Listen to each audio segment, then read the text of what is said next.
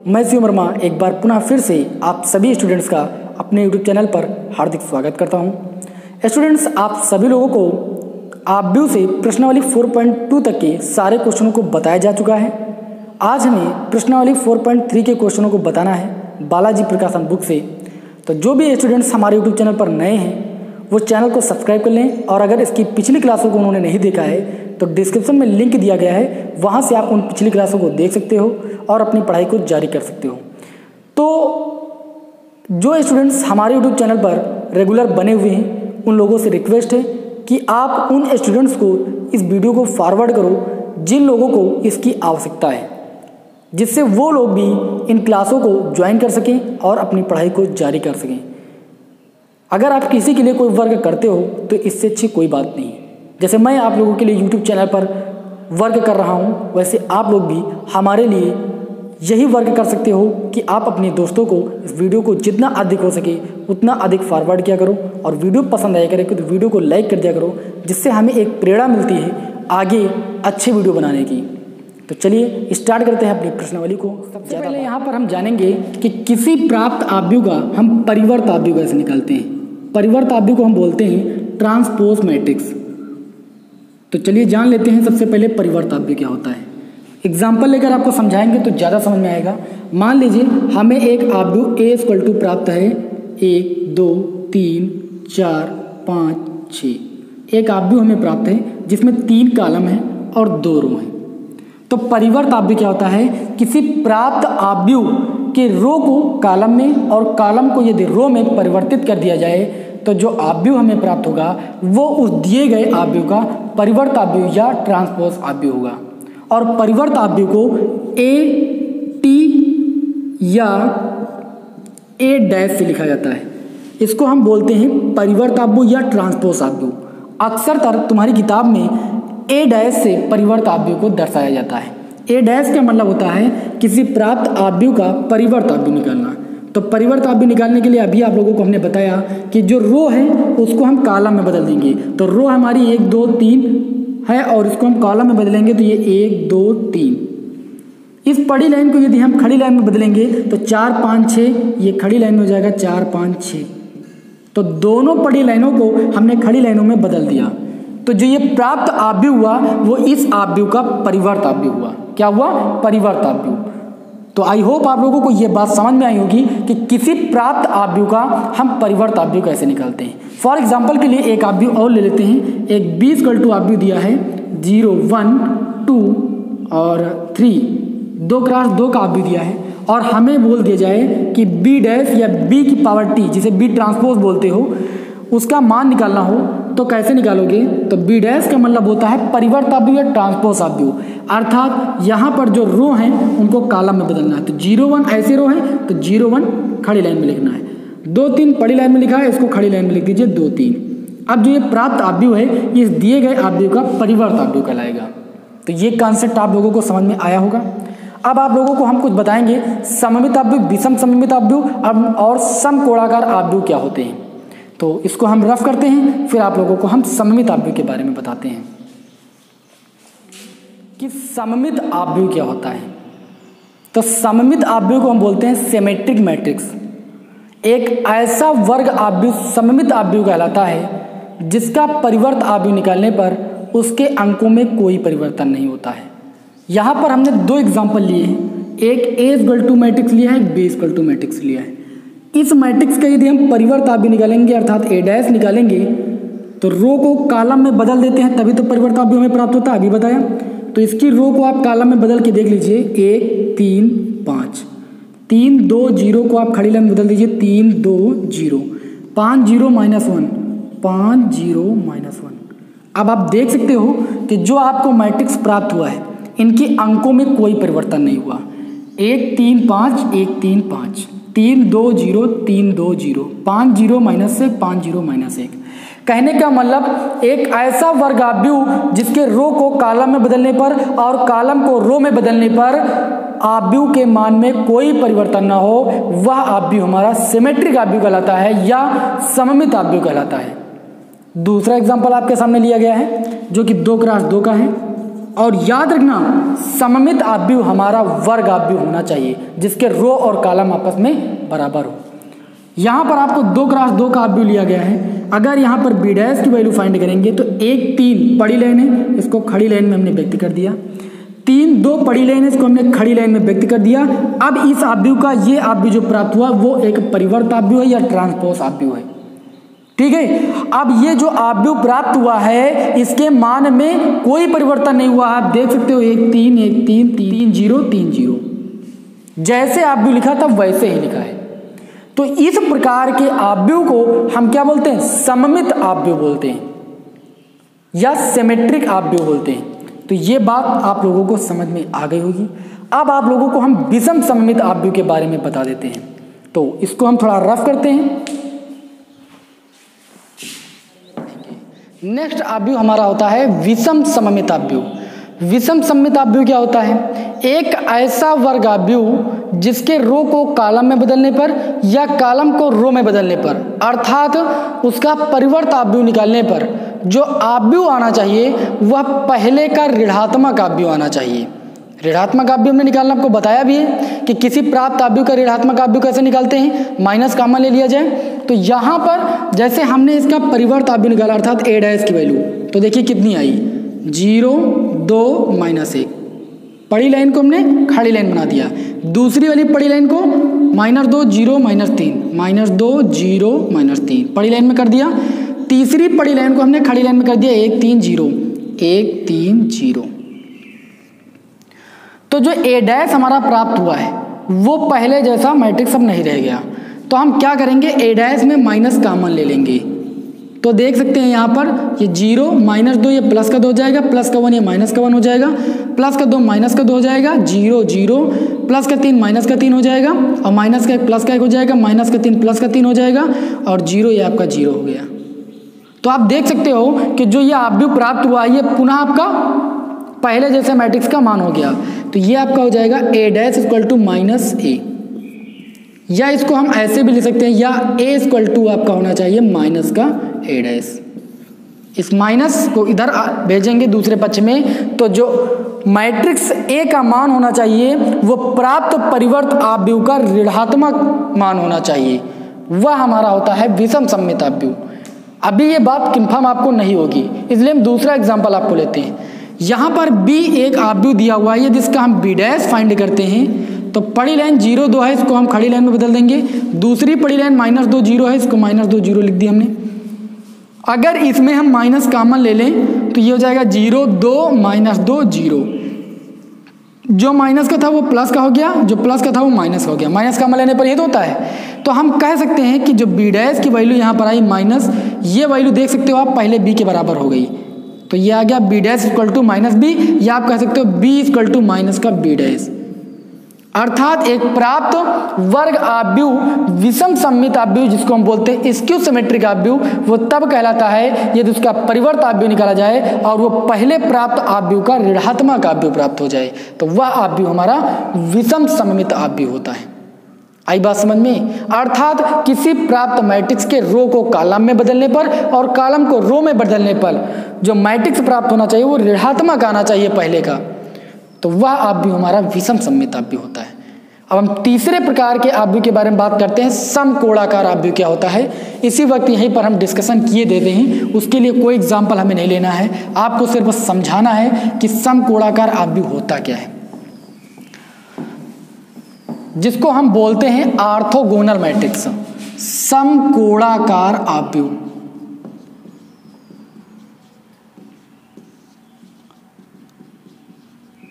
इसको बोलते हैं ऑर्थोगोनल मैट्रिक्स।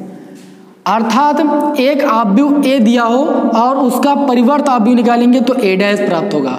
तो एक आव्यूह दिया हो, आप उसका परिवर्त आव्यूह निकालिए, उसके बाद उन दोनों आव्यूहों का आपस में क्या कर दीजिए, मल्टीप्लिकेशन। तो जो आव्यूह प्राप्त होना चाहिए वो एक आइडेंटिटी मैट्रिक्स प्राप्त होना चाहिए, तो वह आव्यूह हमारा एक समकोणाकार आव्यूह कहलाता है। कैसा आव्यूह कहलाता है? समकोणाकार। अर्थात एक ऐसा वर्ग आव्यूह जिसका परिवर्त आव्यूह निकालने पर और परिवर्त आव्यूह को पहले प्राप्त आव्यूह से गुणनफल करने पर जो प्राप्त आव्यूह आए वह एक आइडेंटिटी मैट्रिक्स हो। आइडेंटिटी मैट्रिक्स का मतलब एक ऐसा आव्यूह जिसके विकर्ण के सारे एलिमेंट 1 1 1 यानी सारे एलिमेंट 1 1 ही हो, वह आव्यूह हमारा आइडेंटिटी मैट्रिक्स कहलाता है। हमने कहा था जैसे 3x3 का आइडेंटिटी मैट्रिक्स निकालना है तो हम विकर्ण के सारे एलिमेंट क्या करेंगे 1 1 कर देंगे, बाकी सारे 0 कर देंगे, तो यह हमारा एक आइडेंटिटी मैट्रिक्स हो जाएगा। 2x2 का आइडेंटिटी मैट्रिक्स निकालना है 1 1 0 0, ये हमारा एक आइडेंटिटी मैट्रिक्स हो गया 2x2 का। आई बात समझ में? तो जो आव्यूह हो उसका परिवर्त निकालिए, दोनों का मल्टीप्लाई कीजिए तो हमें आइडेंटिटी मैट्रिक्स प्राप्त होना चाहिए, वो किसी भी क्रम का प्राप्त होना चाहिए, तो वह आव्यूह हमारा समकोणाकार आव्यूह यानी ऑर्थोगोनल मैट्रिक्स कहलाता है। इन सब का कॉन्सेप्ट आप लोगों को क्लियर हो गया होगा। अब आपको हम ले चलते हैं प्रश्नावली की ओर, तो इसको हम रफ कर देते हैं। प्रश्नावली का पहला क्वेश्चन हम पढ़ रहे हैं, स्क्रीन पर वह प्रश्न आपका नहीं लगाया जा सकता है, इसलिए हम स्क्रीन पर नहीं लगा रहे हैं, डायरेक्ट लिख रहे हैं क्योंकि क्वेश्चन काफ़ी बड़ा है। स्क्रीन पर लगाने पर स्क्रीन आधी आपकी फिल हो जाएगी जिससे आपको दिखाई नहीं पड़ेगा, इसलिए हम क्वेश्चन लिख रहे हैं, आप समझने का प्रयास कीजिए। यदि A = एक मैट्रिक्स दिया है जो कि 3x3 का है, B = एक मैट्रिक्स दिया है और दिखाना है कि A + B' = A' B', और दूसरे ऑप्शन में आपको दिखाना है 2A का होल डैश = 2A', ये दूसरा पार्ट है। इन दोनों पार्टों को सिद्ध करना है। हम यहाँ पर आपको 2 पार्ट सिद्ध करके दिखा देंगे अगर, तो आपकी प्रश्नावली के काफ़ी क्वेश्चन सॉल्व हो जाएंगे। अब हम देखते हैं इन क्वेश्चनों को सॉल्व कैसे करते हैं। जैसे यहाँ पर पहला पार्ट सिद्ध करने के लिए उन्होंने बोला A + B' = A' B', तो सबसे पहले हम LHS यहाँ पर लेंगे लेफ्ट हैंड साइड, तो वो है A + B'। तो यहाँ पर देखिए तो A का मान जो है वो कितना है हमारा 1 0 5 2 -1 3 4 1 0, ये दिया था, प्लस लगाया। दूसरा मान दिया हमारा B का 3 2 1 0 2 1 3 2 5। पहले इनको और इनको जोड़ना है, फिर जो आव्यूह आना चाहिए उसका हमें क्या निकालना है, डैश निकालना है। क्या निकालना है, ट्रांसपोज यानी डैश निकालना है। तो चलिए इसको हम जोड़ते हैं, इधर जरा देखना ध्यान से। यहाँ पर एक आव्यूह बना लीजिए, इसको बनाने की कोई ज़रूरत नहीं है, एक आव्यूह बना लीजिए। 1 3 कितना हो जाएगा 4, 0 और 2 कितना हो जाएगा 2, 5 और 1 कितना हो जाएगा 6, 2 और 0 हो जाएगा 2, -1 2 हो जाएगा 1 जुड़ेगा तो 3 और 1 कितना हो जाएगा 4, 4 और 3 कितना हो जाएगा 7, 1 और 2 कितना हो जाएगा 3, 0 और 5 कितना हो जाएगा 5। ये जो आव्यूह प्राप्त हुआ है इसका हमें क्या निकालना है, डैश यानी परिवर्त आव्यूह निकालना है। तो परिवर्त आव्यूह निकालने के लिए हमने बताया है आपको क्या करना है, मैट्रिक्स बनाना है और जितनी भी रो हैं उनको कॉलम में बदल दीजिए। 4 2 6 4 2 6, दूसरी वाली पड़ी लाइन है 2 1 4 2 1 4, तीसरी वाली पड़ी लाइन है 7 3 5 7 3 5। जितनी भी पड़ी लाइनें थे हमने उनको खड़ी लाइन में बदल दिया। तो ये हमारी जो वैल्यू प्राप्त हुई वो A + B' की वैल्यू प्राप्त हुई। किसकी हुई, A + B का होल डैश की वैल्यू प्राप्त हो गई। अब हमें A' + B' की वैल्यू निकालना है। अगर हम A' + B' की वैल्यू निकालेंगे तो वो भी इतनी आनी चाहिए, तो ये दोनों पक्ष आपस में क्या हो जाएंगे, बराबर हो जाएंगे। तो अब यहाँ पर हम इसको थोड़ा रफ करते हैं क्योंकि हमारे पास यहाँ पर जगह नहीं है। अब इसकी वैल्यू हम फाइंड करते हैं, ठीक है। तो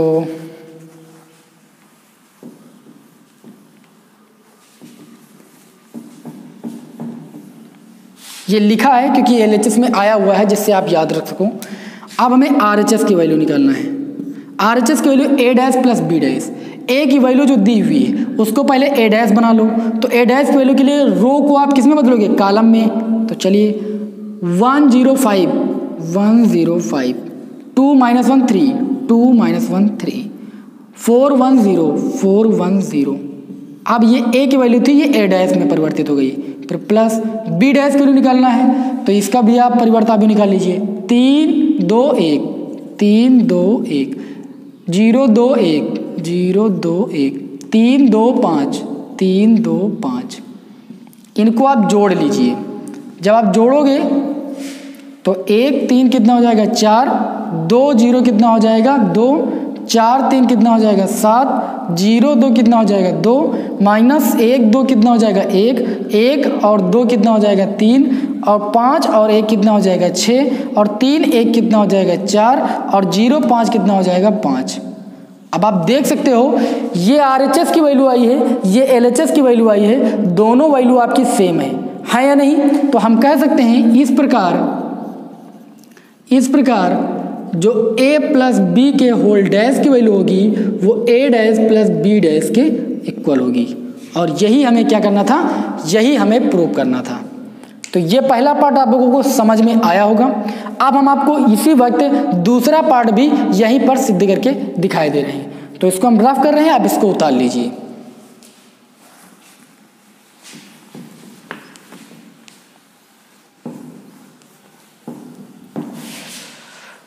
दूसरा पार्ट हमारा दिया हुआ है LHS में 2a डैश, यानी आपको क्या करना है, A मैट्रिक्स को पहले 2 से गुणा करना है, उसके बाद उसका परिवर्त निकालना, उसके बाद उस पर a डैश लगा है। तो पहले 2a की वैल्यू आप निकाल लीजिए। तो 2a की जो वैल्यू आएगी 2 से आप गुणा कीजिए, 2 1 कम 2, 2 शून्य 0, 2 पंची 10, 2 दूनी 4, 2 1 कम -2, 2 तिहाई 6, 2 चौके 8, 2 1 कम 2, 2 शून्य 0। ये 2a की वैल्यू हो गई। अब हमें 2a डैश की वैल्यू निकालना है, तब 2a का होल डैश यानी इसका परिवर्त निकालना है। रो को आप कॉलम में बदलिए, 2 0 10, 2 0 10, 4 - 2 6, 4 - 2 6, 8 2 0, 8 2 0। हमने क्या किया, इस आव्यूह की रो को कॉलम में बदल दिया, तो ये हमें डैश की वैल्यू प्राप्त हो गई। अब ये 2a डैश की वैल्यू हो गई। ये किसकी वैल्यू हो गई, LHS की। RHS हमारा दिया है 2a डैश, तो आपने 2a का मान निकाला है, तो 2a डैश का मान निकालना है। ठीक है, यानी पहले तुमको a डैश का वैल्यू निकालना, उसके बाद तुम्हें 2 से मल्टीप्लाई करना है। तो पहले a डैश की वैल्यू आप निकाल लीजिए। ठीक है, यहाँ पर a डैश की वैल्यू निकाल लीजिए। तो a डैश की वैल्यू a का मान दिया है, रो को आप कॉलम में बदलिए, 1 0 5, 2 - 1 3, 2 - 1 3, 4 1 0, 4 1 0। ठीक है, ये हमें a डैश की वैल्यू प्राप्त हो गई। a की वैल्यू ये थी और रो को हमने कॉलम में बदल दिया तो a डैश हो गई। अब हमें निकालना किसकी वैल्यू, 2a डैश की। अब इसको आप 2 से मल्टीप्लाई कर दीजिए, तो ये हो जाएगा 2a डैश इक्वल टू 2 से मल्टीप्लाई कीजिए, 2 1 कम 2, 2 दूनी 4, 2 चौके 8, 2 शून्य 0, 2 1 कम -2, 2 1 कम 2, 2 पंची 10, 2 तिहाई 6, 2 शून्य 0। अब आप देख सकते हो कि जो 2a डैश की वैल्यू आई है और जो 2a के होल डैश की वैल्यू आई है वो आपस में सेम है। 2 4 8, 2 4 8, 0 - 2 2, 0 - 2 2, 10 6 0, 10 6 0, आपस में बराबर है दोनों पक्ष। तो इस प्रकार हम ये कह सकते हैं कि LHS बराबर RHS, और यही चीज़ हमें क्या करनी थी, प्रूव करनी थी। तो आई होप आप लोगों को यह पहला क्वेश्चन समझ में आया होगा। चलिए अब नेक्स्ट क्वेश्चन की ओर हम बात करते हैं। यदि a = a का आव्यूह दिया है, b = a का आव्यूह दिया है, तो आपको सिद्ध करना है a b का whole dash = b dash a dash. अब यहाँ पर समझने का प्रयास कीजिए, आपको दोनों पक्षों की वैल्यू निकालना है। लेफ्ट हैंड साइड हमें a b डैश निकालना। तो पहले हम a b तो निकालें। a b का मतलब a आव्यूह को लिखिए आप 1 0 3 2, और b आव्यूह को आप लिखिए 4 0 6 5, और उसके बाद इनका मल्टीप्लाई कीजिए। फिर जो आव्यूह है उसका परिवर्त आव्यूह निकालिए। तो मल्टीप्लाई करना हमने बताया, वैसे रो बनाइए और इसका मल्टीप्लाई कीजिए। तो पहली रो का पहले कॉलम से 1 4 4 0 6 6 प्लस का 0, और इस रो का मल्टीप्लाई करना है दूसरे कॉलम से, तो ये 0 हो जाएगा, 0 5 0 हो जाएगा। फिर पहली रो का मल्टीप्लाई हो गया, दूसरी रो का आप दोनों कॉलम से मल्टीप्लाई कीजिए, 3 चौक 12 प्लस लगाओ 6 दूनी 12, फिर 3 शून्य 0 प्लस लगाओ 2 पंची 10। अब यहाँ से आप देख सकते हो कि जो ए बी की वैल्यू आई वो आई हमें 4, और ये 0 12 12 24 और 10। हमें किसकी वैल्यू निकालनी थी, ए बी डैश की। तो ए बी डैश की जो वैल्यू होगी वो इसको हम क्या कर देंगे, परिवर्त कर देंगे। तो ये हो जाएगी 4, 0 पड़ी लाइन थी, इसको खड़ी लाइन में बदल दिया, 24 10 पड़ी लाइन थी, इसको हमने खड़ी लाइन में बदल दिया। ये ए बी डैश की वैल्यू हो गई। ये आपकी LHS की वैल्यू आई। किसकी आई, LHS की। अब हमें b डैश a डैश की वैल्यू फाइंड करनी है। चलिए यहाँ पर देख रहे हैं हमें बी डैश और ए डैश की वैल्यू फाइंड करना है। बी की वैल्यू दी हुई 4065, उसका आप परिवर्त अभी निकाल लोगे तो 40 को आप खड़ी लाइन में कर दीजिए और 65 को आप खड़ी लाइन में कर दीजिए, तो ये क्या हो गया बी डैश। ठीक है, ए डैश की वैल्यू इसी प्रकार निकाल लीजिए। 1 0 लिखा है, 3 2 लिखा है, 1 0 3 2। ठीक है, रो को कॉलम में बदल दीजिए, बस ये डैश की वैल्यू हो जाएगी। तो अब हमें इसका क्या करना है, मल्टीप्लाई करना है। तो चलिए मल्टीप्लाई करते हैं। 4 एकम 4 प्लस 6 शून्यम 0, 4 3 12, 6 दूनी 12। और उसके बाद दूसरी रो का इसी प्रकार मल्टीप्लाई करेंगे। पहली रो का हो गया तो 0 शून्यम 0, 0 एकम 0 और 5 शून्यम 0, और 0 3 का गुणा करेंगे तो 0, 5 दूनी 10। तो यहाँ पर जो बी डैश ए डैश की वैल्यू आ जाएगी वो 4 और 24 और 0 और 10। अब आप देख सकते हो कि जो हमने LHS की वैल्यू निकाली थी ए बी डैश 4 24 0 10, और जो हमने बी डैश ए डैश की वैल्यू निकाली 4 24 0 10, यानी जो LHS की वैल्यू आई है वो RHS की वैल्यू के क्या है, बराबर है। अर्थात जो ए बी डैश की वैल्यू हमने निकाली वो बी डैश और ए डैश के बराबर है, और यही चीज़ हमें क्या करनी थी, प्रूव करनी थी। आई होप आप लोगों को यह क्वेश्चन नंबर 2 समझ में आया होगा। अगर आप क्वेश्चन नंबर 2 समझ गए हैं तो क्वेश्चन नंबर 3 भी लगा लेंगे, और 3 के जो चारों पार्ट हैं वो आप सारे लगा सकते हो। सारे आपको ऐसे ही करने हैं। A b dash equal to b dash a dash सिद्ध करना, ये है तो भी हमने बताया ही है, और दूसरे में भी आपको यही करना है, और दोनों मैट्रिक्स आपके जो हैं वो 2x2 के हैं, आप सॉल्व कर सकते हो। ठीक है, चलिए इसको रफ करते हैं, फिर हम चौथा क्वेश्चन देखते हैं। अगला क्वेश्चन है क्वेश्चन नंबर 4। यहाँ पर इन्होंने कहा है कि ए इक्वल टू एक आव्यूह दिया है, और जो ये आव्यूह है ये एक प्रकार का आपका स्तंभ आव्यूह है। अर्थात इसमें एक स्तंभ है, और जिस आव्यूह में एक स्तंभ होता है वो आपका स्तंभ आव्यूह होता है। आपको हमने अपने पहले वीडियो में बताया है। और जिस आव्यूह में एक पंक्ति होती है वह पंक्ति आव्यूह होता है। तो यहाँ पर इन्होंने बोला ए डैश ए तथा ए डैश का मान निकालिए। तो ए डैश ए का मान तुम्हें निकालना है। ए डैश का मतलब ये जो आव्यूह दिया हुआ है इसका परिवर्त निकालना है। तो ए डैश ये आपकी खड़ी लाइन है, इसको पड़ी लाइन में आप बदल दीजिए, तो ये आपका हो जाएगा 3 5 4 2। तो ये परिवर्त आव्यूह हो गया। फिर ए का मान आपका दिया है 3 5 4 2। अब आपको थोड़ा सा ये लग रहा होगा क्या इसका गुणा संभव है? बिल्कुल है। हमने कहा था गुणा कब संभव होता है, जब पहले आव्यूह में जो आपके कॉलम की संख्या होती है वो रो की संख्या के बराबर होती है दूसरे आव्यूह में। तो 1 2 3 4 कॉलम, 1 2 3 4 रो, तो गुणा संभव है। ठीक है, तो चलिए गुणा करते हैं। यहाँ पर इधर ही कर देते हैं। ए डैश ए की जो वैल्यू हो जाएगी, पहले रो का हम किससे गुणा करते हैं, कॉलम से। तो 3 का 3 से मल्टीप्लाई करेंगे, कितना हो जाएगा 9। 5 का 5 से मल्टीप्लाई करेंगे 25, प्लस 4 जो कितना हो जाएगा 16, प्लस 2 दूनी कितना हो जाएगा 4। इसका मल्टीप्लाई करके जोड़ लीजिए। 9 25 34 34 16 कितना हो जाएगा 50, और 4 कितना हो जाएगा 54। यानी ए डैश और ए का जो मान होगा वो 54 होगा। अब हमें इसी क्रम में किसकी वैल्यू निकालना है, ए डैश का मान निकालना है। तो ए का मान हमें दिया हुआ है, कितना दिया हुआ है 3 5 4 और दिया हुआ है 2। ए डैश का मान निकालना है तो इस आव्यूह को परिवर्त आव्यूह में निकालोगे तो ये खड़ी लाइन है, पड़ी लाइन में हो जाएगा 3 5 4 2। यानी उल्टा गुणा करना है, बस पहले इसको इससे गुणा करना है, अब इसको इससे गुणा करना है। ठीक, तो यहाँ पर हो जाएगा ए डैश इक्वल टू, आपको पहली रो को बारी बारी कॉलम से मल्टीप्लाई करना है, चारों कॉलम से। तो चलिए एक बड़ा सा आव्यूह बना लेते हैं। 3 का मल्टीप्लाई 3 से हो जाएगा 9 हो जाएगा। फिर पहली रो का दूसरे कॉलम से मल्टीप्लाई 3 25 15 हो जाएगा। फिर पहली रो का तीसरे कॉलम से मल्टीप्लाई हो जाएगा 3 चौक 12 हो जाएगा। फिर पहली रो का चौथे कॉलम से मल्टीप्लाई होगा 3 दूनी कितना हो जाएगा 6। ठीक है, अब पहली रो का हमने चारों कॉलम से मल्टीप्लाई कर लिया। अब दूसरी रो का हम मल्टीप्लाई करेंगे चारों कॉलम से। तो 5 3 कितना हो जाएगा 15, और 5 हम 50 कितना हो जाएगा 25, और 5 चौक कितना हो जाएगा 20, और 5 दूनी कितना हो जाएगा 10। पहली और दूसरी रो का मल्टीप्लाई हो गया। अब तीसरी रो का मल्टीप्लाई चारों कॉलम से करेंगे। 4 3 कितना हो जाएगा 12, और 4 5 कितना हो जाएगा 20, और 4 चौक कितना हो जाएगा 16, और 4 दूनी कितना हो जाएगा 8। इसी प्रकार अब हम क्या करेंगे, चौथी रो का सभी कॉलम से मल्टीप्लाई करेंगे। 2 3 कितना हो जाएगा 6, और 2 पंचे कितना हो जाएगा 10, और 2 चौके कितना हो जाएगा 8, और 2 दूनी कितना हो जाएगा 4। अब आप देख रहे हो कि आप भी जो प्राप्त हुआ है वो काफ़ी बड़ा है, तो आपको थोड़ा सा लग रहा होगा कि सवाल कठिन था। कठिन नहीं था, आपको सॉल्व करना था। और जहाँ जो ये आप भी आपको प्राप्त हुआ है इसमें 1 2 3 4 कॉलम, 1 2 3 4 रो हैं, अर्थात इस आप का जो क्रम है वो 4x4 है।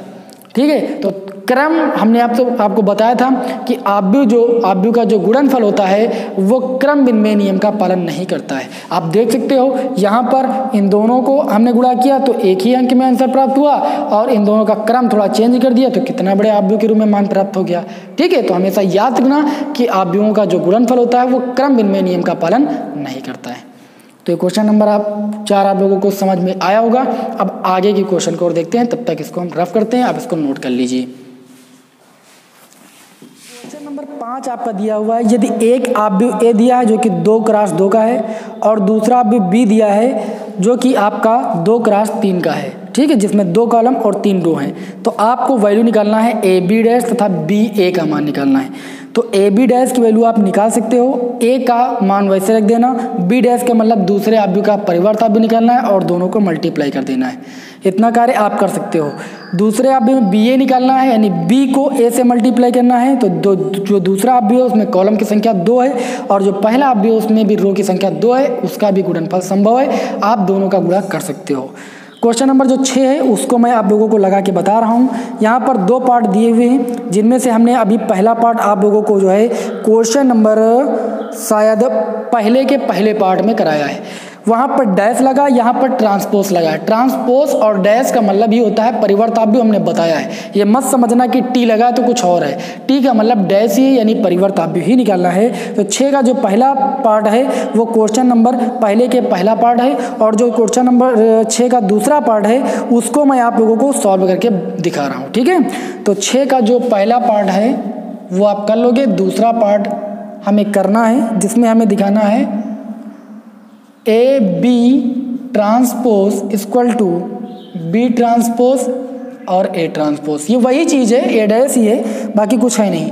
जहाँ पर ए की वैल्यू एक आपको दी हुई है 105,621 और 715, और बी इक्वल टू एक आव्यूह आपको दिया हुआ है 51410 और 423,095।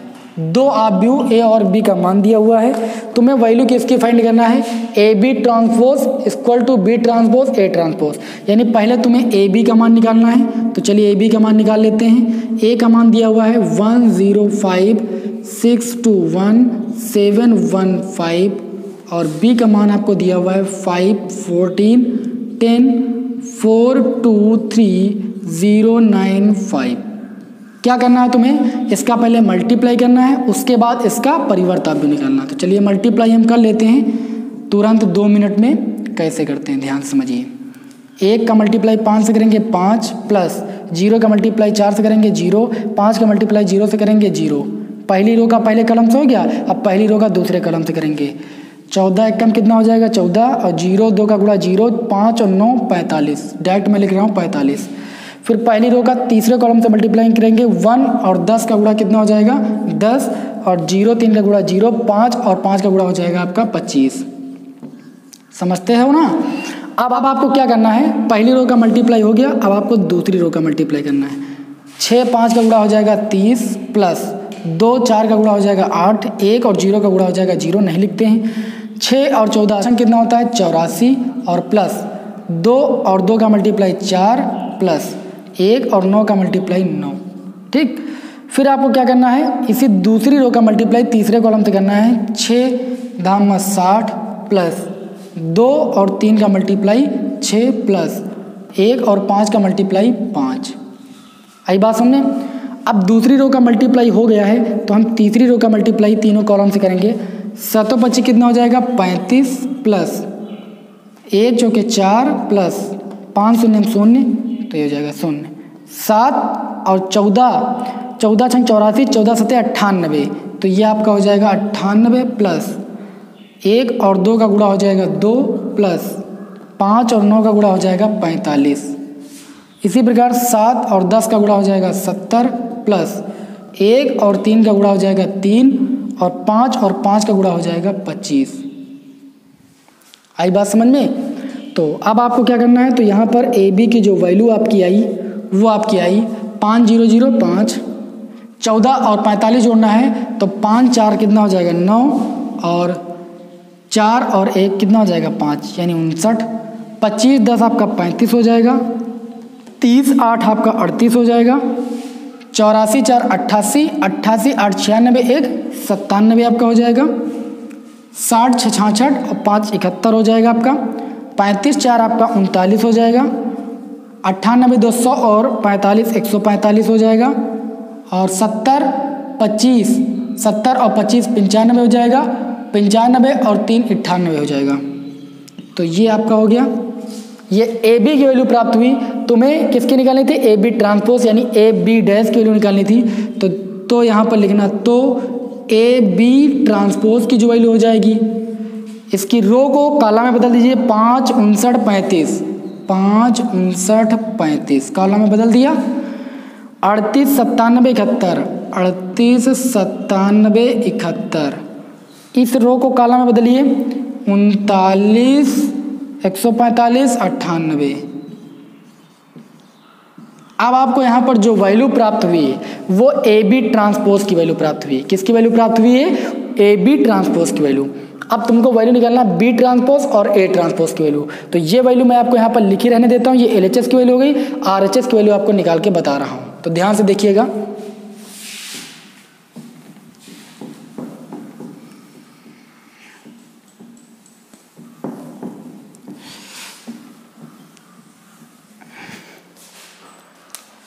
आपको बी ट्रांसपोज की वैल्यू निकालना है। तो सबसे पहले हम देखते हैं कि बी की वैल्यू कितनी दी थी। जो बी की वैल्यू दी थी वो 5 14 10 दी थी। तो डायरेक्ट हम बी ट्रांसपोज की वैल्यू यहाँ पर रख रहे हैं, याद रखना b transpose a transpose. B transpose का मतलब ये है कि परिवर्त अब बी का।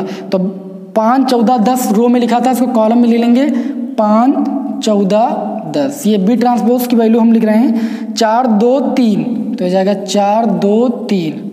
ठीक है, यहाँ पर 0 9 5 डायरेक्ट हमने ट्रांसपोज लिख दिया है। फिर ए ट्रांसपोज की वैल्यू लिखना है 105 105 और 621 621 और 715 715।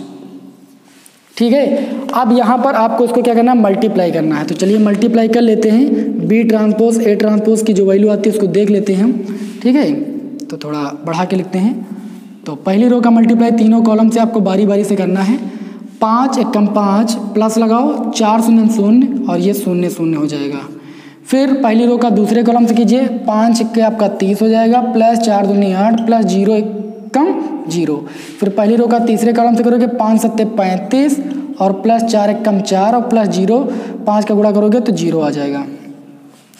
फिर इसी प्रकार आप क्या करोगे? दूसरी रो का मल्टीप्लाई करोगे तीनों कॉलम से। 14 1 कम 14 प्लस 2 0 0 9 5 45। फिर 14 6 84 प्लस 2 दूनी 4 प्लस 9 1 कम 9। फिर 14 7 98 प्लस 2 1 कम 2 प्लस 9 5 45। ठीक है, दूसरी रो का तीनों कॉलम से हो गया। तीसरी रो का मल्टीप्लाई कीजिए। 10 1 कम 10 प्लस 3 0 0 प्लस 25 25। फिर तीसरी रो का दूसरे कॉलम से मल्टीप्लाई करोगे। 10 6 60 प्लस 3 दूनी 6 प्लस 5 1 कम 5। फिर 10 7 70 प्लस 3 1 कम 3 और प्लस 5 अहम 25। तो चलिए इसको जोड़ लेते हैं हम जल्दी से। 5 0 0 कितना हो जाएगा 5 और 30 8 कितना हो जाएगा 38 और 35 और 4 कितना हो जाएगा 39 और 45 और 14 कितना हो जाएगा 59 और 84 4 88 और 9 कितना हो जाएगा 97 और 98 2 कितना हो जाएगा 100 145 और ये आपका हो जाएगा 25 और 10 आपका 35 और यहाँ पर हो जाएगा 66 5 71, ये आपका हो जाएगा 70 3 73 और 25 ये आपका हो जाएगा 98। अब आप देख सकते हो कि जो हमने ए बी ट्रांसपोज की वैल्यू निकाली वो बी ट्रांसपोज ए ट्रांसपोज की वैल्यू के सेम आ रही है, यानी जो LHS की वैल्यू आई वो RHS की वैल्यू के बराबर आई। तो इस प्रकार हम कह सकते हैं कि जो ए बी ट्रांसपोज की वैल्यू थी वो बी ट्रांसपोज और ए ट्रांसपोज की वैल्यू के क्या हुई, बराबर हुई। ट्रांसपोज का मतलब परिवर्ताव्य होता है।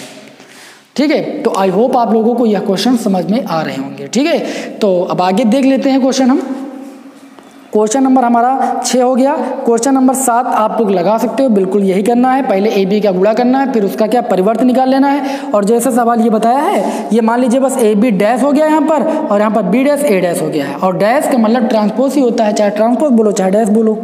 ठीक है, 8 नंबर सवाल दिया है, ए की वैल्यू बी की वैल्यू सी की वैल्यू दी है, तो ए बी डैश की वैल्यू ए बी का गुणा करना और उसका परिवर्तन निकाल लेना है। बी डैश ए डैश, यानी आपको पहले बी का ट्रांसपोज निकालना है यानी परिवर्ताव्य, उसके बाद ए का परिवर्ताव्य निकालना और दोनों का मल्टीप्लाई करना। हमने बताया है, बहुत आसानी के साथ आप इन क्वेश्चनों को कर सकते हो। तो क्वेश्चन नंबर 8 के भी क्वेश्चन आप लोग लगा लोगे, ऐसी मैं आशा करता हूँ। ठीक है, अगर आप मेरे सारे वीडियो ध्यान से देख रहे हो तो लगा लोगे। ठीक है, फिर आपको नेक्स्ट वीडियो में हम आप लोगों को प्रारंभिक संक्रिया द्वारा किसी आव्यूह का प्रतिलोम कैसे ज्ञात करते हैं वो बताएंगे। ठीक है, तो वीडियो देखने के लिए बहुत बहुत धन्यवाद। और आप लोग हो सका कीजिए तो वीडियो को इतना शेयर कीजिए कि यह वीडियो उन स्टूडेंट्स तक पहुंच जाए जिनको इसकी आवश्यकता है। आई होप आप लोगों को वीडियो पसंद आया होगा। वीडियो पसंद आया तो वीडियो को लाइक कर देना और इसी प्रकार हमारे चैनल पर बने रहें। आपको रेगुलर क्लासेस प्रोवाइड कराई जाएंगी, संडे को छोड़कर बाकी आपकी सारी क्लासेस चलती रहेंगी। तो चलिए मिलते हैं आपको नेक्स्ट वीडियो में, तब तक के लिए जय हिंद जय भारत।